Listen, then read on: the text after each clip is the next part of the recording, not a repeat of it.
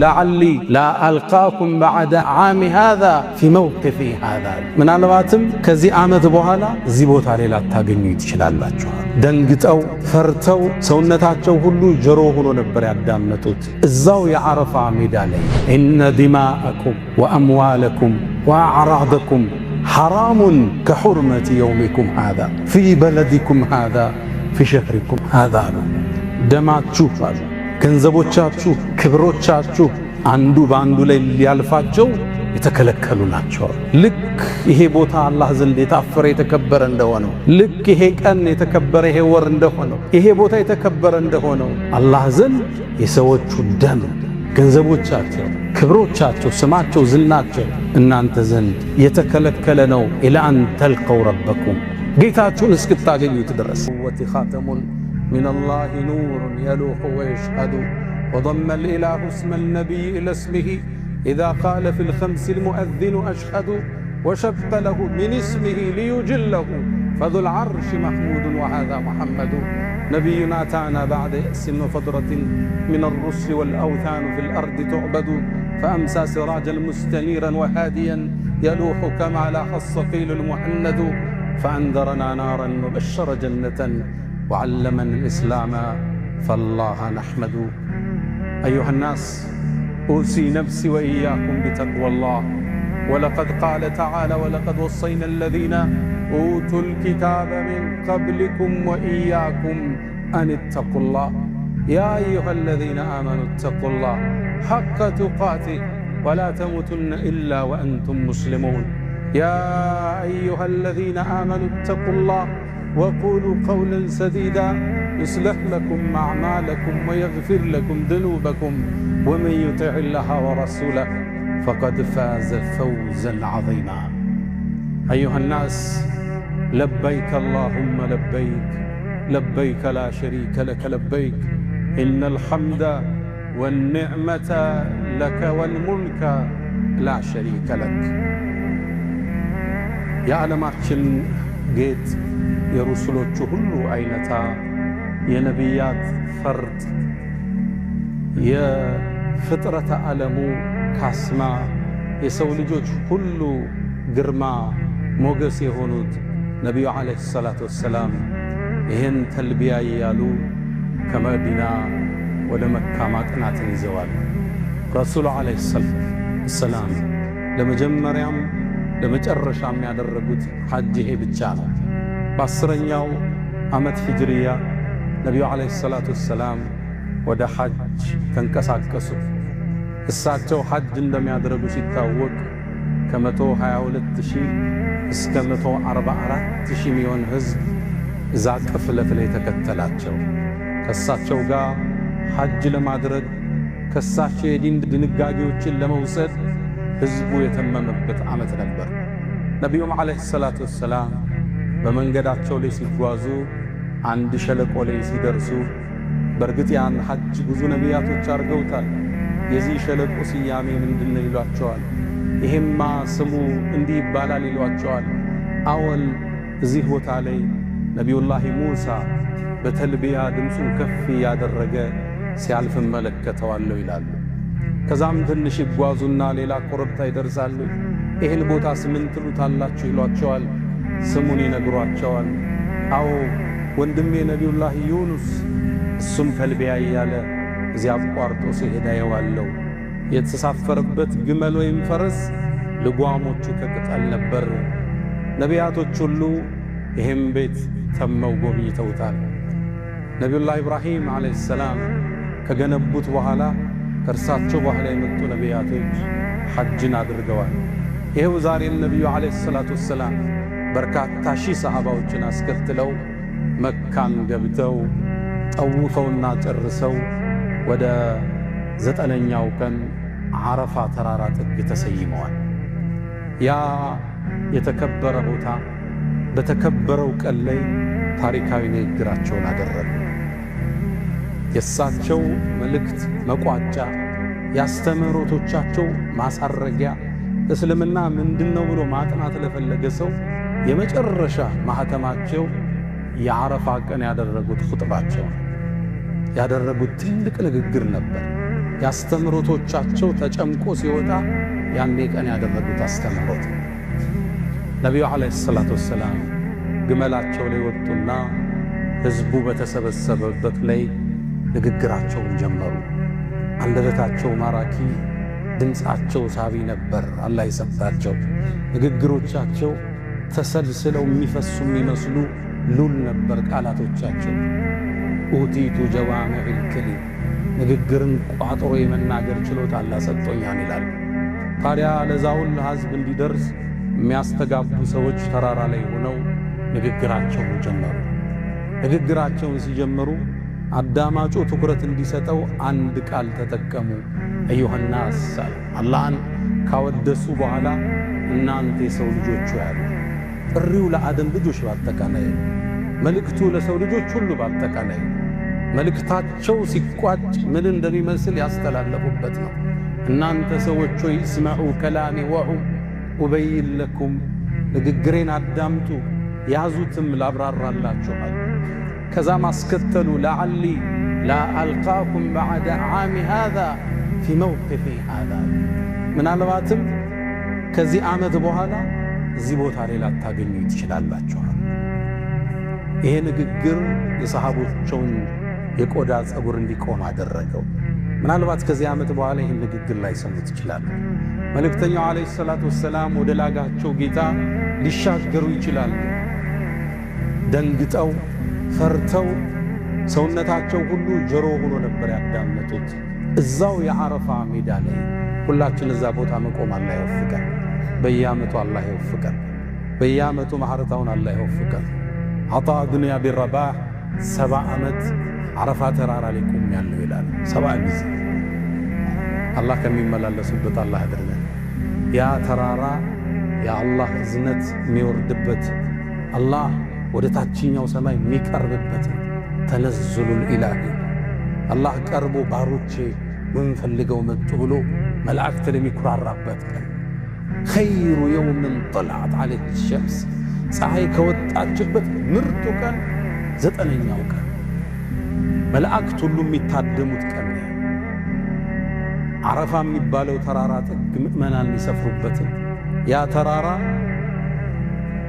ጀበሉ ረሕማ ተብሏል። የአላህ እዝነት ስለሚወርድ ጀበሉ ተውባ ተብሏል። ሰዎች ከወንጀላቸው ወደ አላህ የሚመለሱበት ቦታ ስለሆነ አላህ የሚምርበት ተራራ ስለሆነ የሚመርበት ክልል ስለሆነ እዛ መሃል ላይ ቆሙና ነቢዩ ዓለይሂ ሰላቱ ወሰላም ከተራራው ጥግ ቆሙና ንግግራቸውን ቀጠሉ።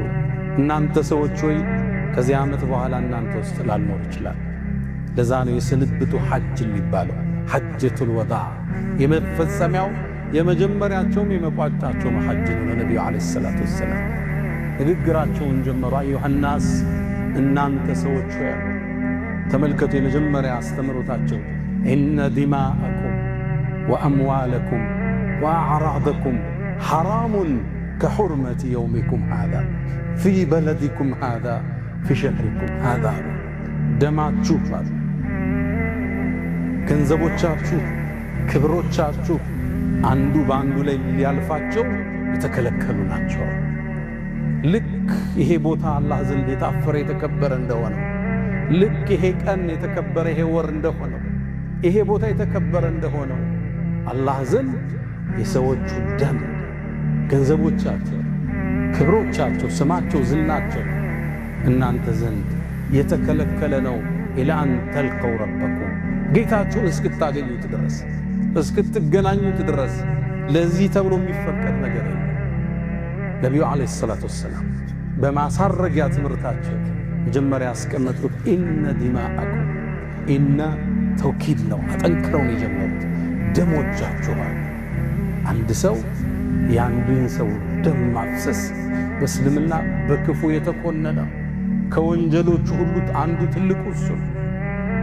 አንድን ሰው ሌላ ነፍስ ማጥፋት የሙስሊምን አይደለም፣ የመጽሐፍ ሰዎችን የምንላቸውን ክርስቲያኖችን አይደለም፣ ጣዖት አምላኪን ቢሆን እምነት የለሹን ሰው ቢሆን ደሙን ማፍሰስ ነቢዩ ዓለይሂ ሰላቱ ወሰላም በትልቁ የኮነኑት ቁርአን አጸያፊነቱን የጠቀሰው የሰው ልጅ ደም ክብር ነው። ነፍስ ክብር አላት። ነፍስን የሚወስዳት የፈጠራት ጌታ ብቻ። ሰውን ለመግደል አልተፈቀደለትም። ሰውን አይደለም ራሱን መግደል በእስልምና ክልክል ነው። ሌላውን አይደለም። ራሱን አንድ ሰው ቢያጠፋ ትልቅ ወንጀል ባጠፋበት ሁኔታ ተቀስቅሶን ለዓመታት እንዲሰቃይ ይደረጋል። ራሱን ከፎቅ ፈጥፍጦ ገለው ከሆነ ይቀሰቀስና ከፈጥፈጥ እየተባለ ሩሑ እየተመለሰች የስቃይ ህይወትን ይመራል። በመርዝ ገሎ ከሆነ አላህ ቀስቅሶ ሁሌ ራሱን መርዝ እየጠጣ እንዲገል ይደረጋል። ስቃይ በጣም ከባድ። እንኳን ሌላን መግደል ራስን መግደል በእስልምና ክልክል የተወገዘ ነፍስን የሚወስዳት የፈጠራት ጌታ ብቻ። አንዳንድ ሚዲያዎች ላይ ትሰማላችሁ የማይሆኑ መወሬዎች፣ የማይመስሉ ፕሮፓጋንዳዎች። እስልምና ለነፍስ ትልቅ ወጋ የሰጠ ሃይማኖት፣ አመነም አላመነም የተከበረ የሰው ልጅ ነው። ወለቀድ ከረምና በኒ አደም። ነፍስን የሚወስዳት አላህ ብቻ። አንዲትን ነፍስ ያለ ጥፋቷ ያጠፋ ሰው ወንጀሉ ምን ያህል ይመስላችኋል? ፈከአነማ ቀተለ ናስ ጀሚዓን፣ የሰው ልጆችን በአጠቃላይ እንደገደለ ይቆጠራል። አላህ ቁርአን ላይ ይቆ አንድን ነፍስ ገደልክ ማለት የአደም ልጆችን ሁሉ ጨርሰሃል ማለት ነው። የሰው ልጆች በታሪካም ከ100 እስከ 117 ቢሊየን ህዝብ ምድርን ኑሮ ተሻግሯል ይባላል ጥናቱ። አሁን ምድር ላይ 8.3 ቢሊየን ህዝብ ይኖራል። ለወደፊትም ከዚህ በላይ ቁጥር ይመጣል። አንድን ነፍስ የገደለ ሰው ይሄን ሁሉ ፍጥረት እንደጨረሰ ይቆጠራል። ነፍስ ኢነ ዲማአኩም፣ ደሞቻችሁ ክልክል ነዋል። ሙስሊም ሰው አይገድልም። ሙስሊም ወደ ሌላው ቢላውን አይዘረጋም፣ ቃታውን አይስልም። ሙስሊም ሆነ አልሆነ፣ ጠላት ሆነ አልሆነ፣ ሊያጠፋህ ሲመጣ፣ ዲንህን ሊያወድም ሲመጣ ያኔ ደረትህን ትሰጣለህ፣ ያኔ ትሰዋለህ። አብሮህ የሚኖረው ምንም ያላደረገውን የፈለገውን ነገር ይመን የመኖር መብት አለ። ደሙን ልታፈሰው አልተፈቀደልህ። ደም ማፍሰስ ጸያፍ ነው፣ ትልቅ ወንጀል። እስልምና የአንድን ሰው ነፍስ በሁሉም ሰው ነፍስ ሊመዘን ወመን አሕያ ሕያው ያደረጋት አንዲትን ነፍስ የሰው ልጅ ሁሉ ሕያው እንዳረገ ይቆጠራል። አንድ ጎረቤት ታሞ አግኝተኸው አሳክመኸው ሕይወት ዘርአበት ማለት የሰው ልጆችን ሁሉ ሕያው እንዳረግ ይቆጠራል። ነፍስ ደምን ማፍሰስ ጸያፍ ነው። ሁሌ ላይ ይገርመኛል። ደም ለምን ቀይና ወፍራም እንድትጸየፈው እኮ አይደለም የሰው ደም የሌላ ደም እንኳን እንድትሸሸው። የመጀመሪያ የነቢዩ አደራ ኢነ ዲማአኩም፣ ደሞቻችሁ የአንድን ወንድን ደም ማፍሰስ አይደለም ሙስሊም አይደለም የመጽሐፍ ሰዎች የክርስቲያን አይደለም ቀርቶ ጣዖት አምላክ ይሁን ልትገለው አልተፈቀደልህ። ትጠራዋለህ ወደ ዲንህ፣ ከተቀበለ መልካም፣ ካልተቀበለ ለኩም ዲኑኩም ወሊየ ዲን፣ እኔም መንገድ አለኝ አንተም መንገድ አለ። ኢነ ዲማአኩም፣ ልብ በሉት አስምሩበት፣ ደሞቻችሁ፣ ወአምዋለኩም፣ ገንዘቦቻችሁ። አንዱ የአንዱን ገንዘብ ሊወስድለት አልተፈቀደም። ሊያጭበረብረው ዕዳ ወስዶ ሊጠፋ አልተፈቀደለትም። ወአዕራደኩም፣ ክብራችሁ፣ የሰው ክብር አሁን በሶሻል ሚዲያው ዘመን የለም አይደል? በማህበራዊ ሚዲያው ዘመን ሁሉም ሰው የሚጠለጠልበት ነው አይደል? የሀገር መሪ ይጠለጠላል፣ የሃይማኖት መሪ ይጠለጠላል፣ ትላልቅ ሰው ይጠለጠላል። ሁሉም የተችበት ዘመን ነው። ወአዕራደኩም፣ ክብሮቻችሁ፣ የሰውን ክብር ልትነካው አይገባም። መልእክትን ታስተላልፋለህ እንጂ ዋሽተህ ስሙን አታጠፋው። ሙስሊም እንኳን ባይሆን ክብሩን ልትነካው አልተፈቀደልህ። ነቢዩ ዓለይሂ ሰላቱ ወሰላም መልእክታቸውን ቀጠሉ። አዩሃናስ፣ እናንተ የሰው ልጆች ላይ መልእክቱ ለሰው ልጆች ነው። ከእናንተ መሃል አማና የተሰጠው ሰው ካለ ወደ ተገቢው ቦታ ያድርሳል። ቃሉን ይጠብቅ፣ አማናውን ይጠብቃል። እኛና አማና ኢስላም ካበለ ቀኑ ዘነበለ፣ ሙስሊም ከዋሸ ቀኑ ተበላሸ ነበር። የአያቶቻችን ስም አይደል? እኛና አማናው እንዴት ነው? ሰው ሰጥቶ ብሩን እኛ ጋር ያገኘዋል። ቃል ኪዳናችን እንጠብቃለን። የነቢዩ የመጨረሻ ማሳረጊያው አንዱ ቃል ይሄ ነው። አማናችሁን ጠብቁ። ሙእሚን ታማኝ፣ ሙእሚን የሰው ብር አይወስድም፣ ሙእሚን አይሰርቅም፣ ሙእሚን ቃሉን ይጠብቃል፣ ሙእሚን ፌክ አይሸጥም፣ ሙእሚን አያምታታም። ሙእሚን ማለት የታመነ ሰው የሚረጋበት ማለት ነው። እሱ ዘንድ ያለኝ አይጠፋም የሚለው ማለት ነው ነቢዩ ዓለይሂ ሰላም። ከዛም ወስያቸውን ቀጠሉ። ሶስተኛ እንደ ሪበል ጃሂልየቲ መውዱዑን ተሕተ ቀደሚ ወኢነ ዲማእ አልጃሂልየቲ መውዱዑን ተሕተ ቀደሚ። ቂምንና በቀልን ሻሩት በዛ ንግግራቸው። ከኔ ከመላኬ በፊት የነበረ የተቋሰላችሁት የፈሰሰ ደም ካለ እግሬ ስር ጥየዋለዋል። ለበቀል ማንም ሰው ከዚህ በኋላ እንዳይነሳ የመጀመሪያ ምጥለው የዓሚር ብኑ ረቢዓ ያጎታቸው ልጅ ደም አለ። ሌላ ጎሳን የገደለው ቁረይሾቹ እንገለዋለን ብለው ሁሌ ቂም ይዘው ኑረዋል። ያጎቴን ልጅ ደም እኔ እግሬ ስር ጥየዋለዋል። አንበቀልም፣ ይቅር ብለናል አሉ ነቢዩ ዓለይሂ ሰላቱ ወሰላም። ሁላችሁም ይቅር በሉ አሉ ነቢዩ ዓለይሂ ሰላቱ ወሰላም። እንዲሁም አሉ በጃሂልያ ዘመን የነበረ ገንዘብ ሰጣችሁት አራጣ ወለድ የወለደ ካለ እሱም እግሬ ስር ወድቋል።